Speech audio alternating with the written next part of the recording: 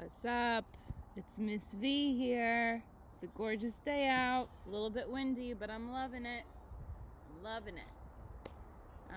Hope your day is going well. I'm going to tell you a little bit about my day. Talked to you guys on Zoom before. That was awesome.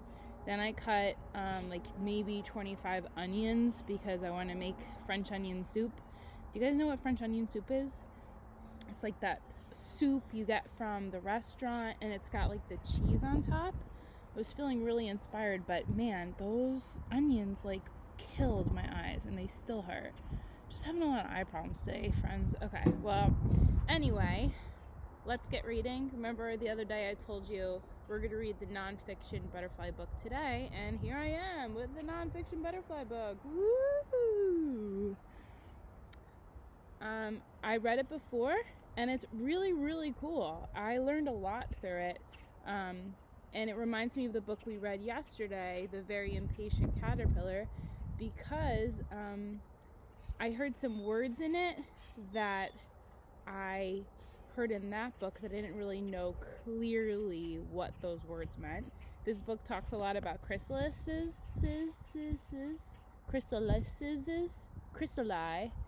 and but they didn't talk about migration or metamorphosis.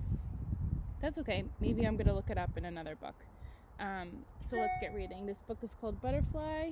It's a Watch Me Grow book. I wonder who wrote it. It doesn't say it on the cover. Isn't that strange? Look at that. No illustrator or author. That's kind of weird. Oh, look at that picture. Can you see that special straw mouth he has? Do you remember what that's called? It's a proboscis. He's gonna go drink some flowers. Come fly with us and watch us grow. I'm a butterfly. Kind of have to go like this. Can you guys see? I'm a butterfly. I use my colorful wings to fly from flower to flower and drink nectar through my long, curly tongue. What is it called? A proboscis. Antennae help the butterfly to smell and to balance.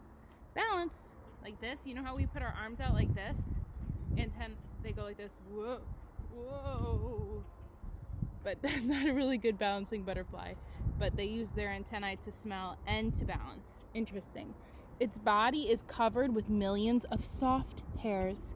The butterfly sucks nectar through its hollow proboscis, there's the word, which uncurls to act like a straw. Very cool. It's like a built-in straw, so you can always drink smoothies. Its body, I read that. A butterfly's wings are made up of thousands of tiny, tiny scales. Now turn the page and watch me grow. Okay. Before I was born, Mom and Dad met while they were flying in a field. They flew around each other for a few minutes, and then they landed on a flower. Egg laying, the female curves her bendy body towards a leaf to lay her eggs. The eggs stick so they don't roll away. Home sweet home. Each type of butterfly will lay its eggs on only a few plants. The type of butterfly in this book likes carrot and fennel plants best. I've seen both of those flowers before. I usually call that one Queen Anne's lace. Have you guys ever seen that flower? And that one I thought was it looks like goldenrod to me, but I guess it's giant fennel. Maybe I really don't know my flowers very well. Look how cool this page is. Look at that egg. Beautiful, right? It's like a perfect little sphere. Time to hatch. After about only 5 days of growing inside my egg, I am ready to hatch outside into a tiny caterpillar. I have to chew my way out of the egg. It is hard work. This 2-day-old egg will soon start to change color. So that kind of reminds me of the ladybug, because we learned that when a ladybug is ready to come out of the egg will turn from yellow to white. And that happens too with butterflies. It takes many hours for the caterpillar to chew its way out of the egg. Whew. Sounds really tiring. Can you imagine chewing for hours? Ugh. My eggshell is my first meal. Oh, so they're not just chewing and spitting it out, you guys. They're eating it. They're eating their egg.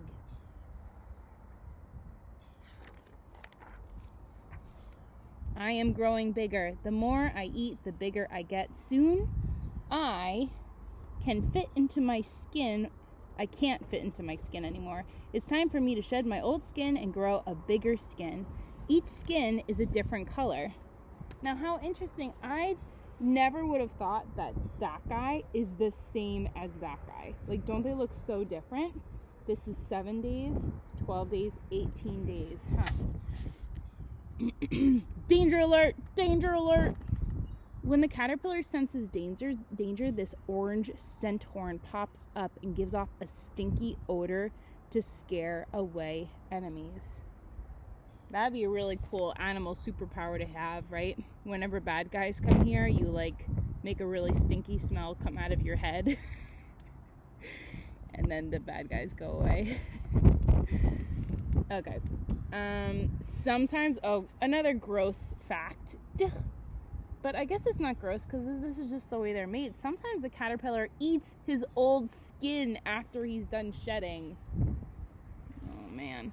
Caterpillars do not have lungs. Instead, they breathe through holes in their skin. And I'm pretty sure those holes in an insect are called spiracles. I've learned that before in other books. Pretty sure it's called a spiracle. I'm very hungry. This 3-week-old caterpillar has to eat all the time. It is only a few weeks to store enough energy to change into a butterfly. These are my teeth. You guys, isn't that the cutest caterpillar picture? It's pretty cute. Guess what? I don't sleep. I just eat and eat and eat. Sharp spikes warn other animals to stay away. I think this is pretty cool. Where does it say? If you grew as fast as a caterpillar, you would be as big as a truck in 2 weeks. Because think about it, they go from being like this big to like this big. That's a lot of growth in just 2 weeks. Holding on tight. After about 4 weeks, I find a nice, strong branch and spin some sticky silk thread to help me hang on. Now, I'm ready to shed my skin for the last time. So do you see how he's kind of gluing himself in? So that's called the pillow. Isn't that weird? I don't really know why that's called the pillow. That little place where he puts himself in. This thing he makes right here is called the belt. It's time to begin the change into a butterfly. The thread around the caterpillars, that's called the belt, right? So here we can see him turning into a chrysalis. You remember in the book yesterday, he's like, is it a spin or a twirl? This is him. And you know, how do these animals know how to do it? Like, it's not like they read a book or go to school to learn how to do these things. It's just like inside them. They just know. That's pretty amazing. Inside the caterpillar, it turns into a lump of soft, squishy jelly. That's what's happening. As soon as he makes his chrysalis, he becomes like jelly. That is weird. That is really weird. And in this story yesterday, when he's like, I'm done, I'm coming out, and he literally is just goop. Time to break out. It's been almost 3 weeks since I started changing. The soft jelly inside my chrysalis is turning into the body of a beautiful butterfly. See-through package. When it's time to hatch, the chrysalis turns clear. Look closely. Can you see the color of the new butterfly? Very cool. I push and I shove and my chrysalis splits open. When the butterfly emerges, its wings are really wet and crumpled. The butterfly pumps blood into its wings to help them expand. Man, I hope my computer doesn't get knocked over by the wind. Ah.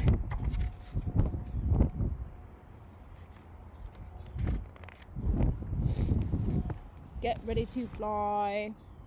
It only takes a few minutes for my wings to dry off. Now I'm ready to look for flowers, which is where I will find my new food.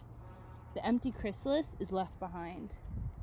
I'm surprised he doesn't eat that, but I guess he doesn't have the same mouth parts to chew anymore, right? He can only suck now through his proboscis straw. He can't even eat that, but I bet if he I bet if he still was able to chew, he'd probably eat that too, because it seems like that's what he used to like to do. My wings are dry and I'm ready to fly. Slurp, slurp. From now on, the butterfly will drink nectar through its tongue, or the proboscis. The adult butterfly will live for about a month, so there's not much time to find a husband. Oh gosh, the hunt's on. The circle of life goes around and around. Now you know how I turned into a beautiful butterfly. It goes around and around. Hey, reminds me of the ladybug, right? It's a life cycle. Anything that's alive has a life cycle. What does it say? Bye-bye. I'm off in a flutter. Bye, butterfly. This is pretty cool, you guys. This is all about butterflies around the world. My friends from around the world. Look at this guy. You guys, that looks like a leaf, but guess what? It's a butterfly. Do you see it right here? There's its body, and there's its leafy wings to scare off birds. This peacock butterfly has spots that look like eyes. What's another cool one? This butterfly from South America is called the 88 butterfly. Can you see why? You guys are smart. I think you know why that's called the 88 butterfly. Okay, get ready to be grossed out. The blue morpho butterfly likes to drink the juice of rotting fruit. This is another gross one. Ready? The malachite butterfly eats bird poop. The Queen Alexandra butterfly comes from New Guinea, and that's the biggest, I think that's the biggest butterfly in the world. And that's not even that big. There's like kind of a shadow behind. Do you see it? That's not even its real size. It's even bigger than that. Super, super cool. Ah, and look. There's that special weird word we were looking for, the chrysalis, right? The stage when the caterpillar is changing into a butterfly, it makes that hard shell. So, you know, I still have that question in my head. Are cocoons for moths? And then chrysalises are for butterflies? Maybe you guys could answer my question. Today's writing assignment, I want to show you. You have the, well, let me tell you about it first and then we'll talk. Okay, we've done this before. This is called a Venn diagram. A Venn diagram, remember when we take two things and we put them close to each other and we compare them to see what's the same and what is different. So we've done this a couple times in the classroom. Over here we have ladybugs. Over here we have butterflies. And in the center is where we're going to put what is the same about those things. What are the same? So you can either make this, if you have a big piece of paper and you feel like, I got good handwriting, I can make a Venn diagram and I could write in it. You can make a Venn diagram on a big white piece of paper, or maybe you want to just write it in sentence form. That's fine too. I want everyone to come up with one way that ladybugs and butterflies are different, and one way how they are similar or the same, okay? Now, you might want to keep going. I would love to see a big Venn diagram and you guys just come up with like a bunch of different ways that they're the same or that they're different, right? I could think of one right now. One way that they're different is ladybugs have 2 sets of wings and butterflies only have 1 set of wing, right? So I'd put it over there. What's a way that they're both the same? Oh, I know. They both have a life cycle, right? And they both come from eggs. That's another great thing you could put in there, okay? Remember, you want to be putting it in sentence form, okay? So you can't just say wings. Is that a sentence? No, it's got to be a complete thought, right? So make sure you have your capital letter, spaces in between, spelling on my end, punctuation. I'm going to go work on my French onion soup a little bit more, then shoot my next video, but peace. Love you guys. Miss you.